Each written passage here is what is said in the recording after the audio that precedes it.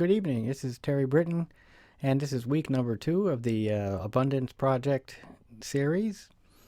And tonight we are going to cover the topic of the holographic universe. And you may say, the holographic universe, oh my gosh. Well, let me tell you. I met a physician who was a metaphysician, and he gave me a metaphysical, and he said, even in your condition, this is too far out. So, what can I say? It's not going to get any worse than that joke, so you may as well stick around and listen. The holographic universe. Well, for starters, let me give credit where credit is due. This idea was put forth by a fellow named Ishtok Bentov, and he wrote this wonderful book called Stalking the Wild Pendulum many, many years ago. And I've been a big fan of this book. I even gave a couple talks on it back in the 80s. And that's what the cover looks like. And actually, they have a new version of the cover now. But I'll have links in the show notes to find this book at various locations. And this is like an original copy from the 80s that I've still got. And he also wrote a nice book called Cosmic Book, which gets into some of the deeper details of ideas that he puts forward in there. This is what he looked like. So, as you can see, this book's all messed up. But he was a really great fellow who definitely died way too young, way prematurely in a terrible plane crash. But nonetheless, his ideas live on and really he has a lot of great ideas in these books. But the idea that he introduced me to, that I've always found kind of as a fascinating model to show people, is his idea of the holographic universe, and I'll get into that in just a second. So, but this is being the Abundance Project. I want you to start out thinking, as long as we're on the subject of abundance, just how big the universe is, okay? I mean, it is huge, huge. Here we are in this, and we didn't even know how huge until pretty recently, in fact. Here, we've got this galaxy that we think is so huge we can't even get from one end to the other at our current technology with the speed of light limitation. And it's got millions and millions and millions and millions and millions of stars in it. Well, lo and behold, now we know and understand that there are millions and millions, if not billions, of galaxies themselves, each with their own millions and millions and millions of stars. So, I mean, we're talking billions of galaxies. That's how big the universe is, that it can contain billions of galaxies. That's pretty darn huge. I mean, that is way huge, okay? And this is all coming down to this little teeny planet Earth, that we're all sitting here and we're part of this amazing hugeness, okay? And people who contemplate the stars and the universe and the size of the universe and everything can start to feel kind of small and maybe even a little insignificant. You're going, oh my gosh, it's a huge universe and this planet Earth teeming with life and everything, but golly, it's just this little teeny speck in the middle of all of this kind of stuff.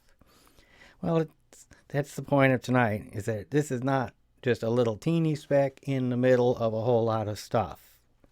And that's what we're going to get into. Ishtok Bentov, one of his things that he proposed was this idea of the holographic universe. And the idea of the universe operating sort of like a hologram operates. Now, let me explain what that means. A hologram is a 3D photographic technique. It uses lasers in conjunction, two lasers, one that stays solid and the other that takes the actual scan of the item.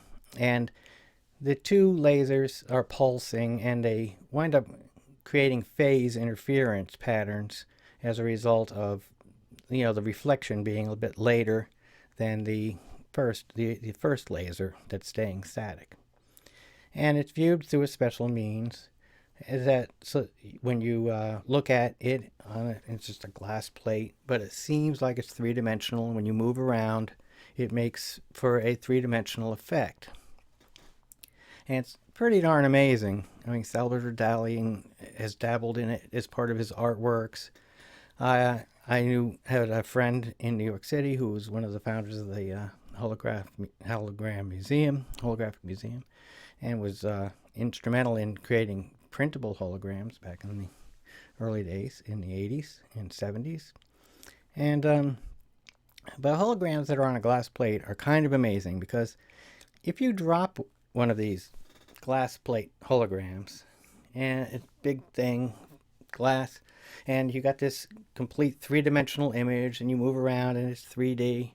If you drop it and break it into 100 pieces, or let's even say we're just break it into 50 pieces, nonetheless, when you pick up a piece, each piece miraculously contains the entire image. It doesn't contain just a portion of the image like you would if you had painted on the piece of glass and dropped it. You would just have a fragment that showed one part of the image, of that piece of paint, that section that was painted. But with a hologram, when you drop it, you hold up the piece and the entirety of the image shows up in that piece. Now, it's a little bit fuzzier than it was in the larger version, because the resolution is less now. What the miracle of it is that the whole thing is expressed even in the smaller pieces. So, that Bentov, in using it as a model for the universe, implies an interconnectivity kind of a concept. That if you look at the universe as if it were similar to the hologram, to this glass plate hologram, then that would mean every single small portion, every rock, every atom, every living room, everything that you look at has got an expression of the entire whole of the universe expressed in itself. Okay, now that's a pretty big idea right there. The interconnectivity of all things, where the idea becomes the universe, rather than being us being a small part of the universe. Instead, turn that upside down and think of it as every small part being the universe expressing itself into a microcosm. Okay? Now, when you start thinking about all the different energy fields, how everything is energy fields, everything, all atoms, the photons we see of these ancient stars that are millions of years old, because we're seeing light that is so old and ancient finally getting to us. So we're always looking back into history and back at light that's coming from way back. At least that's what we suppose now.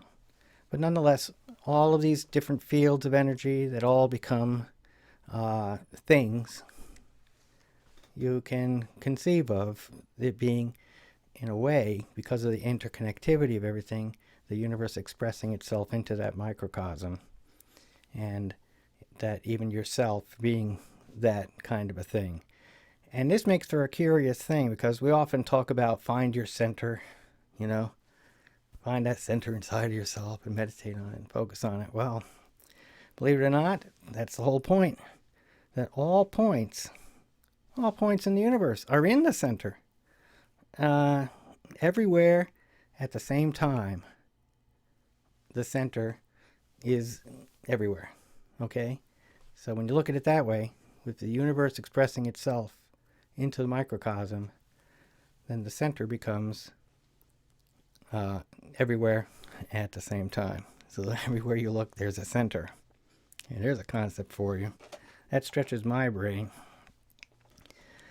Now, when you look for that spot inside yourself, or even inside anything else, and you look for that center that is everywhere at once, mind you, you're getting a glimpse at the entire universe as it's being expressed into that one single point. Okay? Now that's a lot of universe. That's a lot of universe being expressed into a single point. And yes, you can't say that the universe of the stars that you're looking at right now is necessarily some kind of magic energy that's expressing itself into this single point. But the thing is that all of this has interconnectivity and in a kind of a history, a shared history, in terms of the cause and effect of all the different energies that have taken place since, as they say, since beginningless time, the Buddhists like to say. And so taken in this way, the whole universe is within your reach to grasp as an interconnected whole. Okay? It's within your reach to actually grasp it as an interconnected whole. You can contemplate your own center, or you can contemplate anything you're looking at, and just think about it, that's the center of the universe. It's being expressed, and the universe being expressed into that spot. Here's the whole universe right there for you to touch. And so you have this abundance of connections, because everywhere you look is a center of the universe. Everywhere you look is the whole universe being expressed. Everywhere you look is an interconnectivity, a connection point to everything that's in this entire huge, gigantic, massive, gargantuan whole. Okay?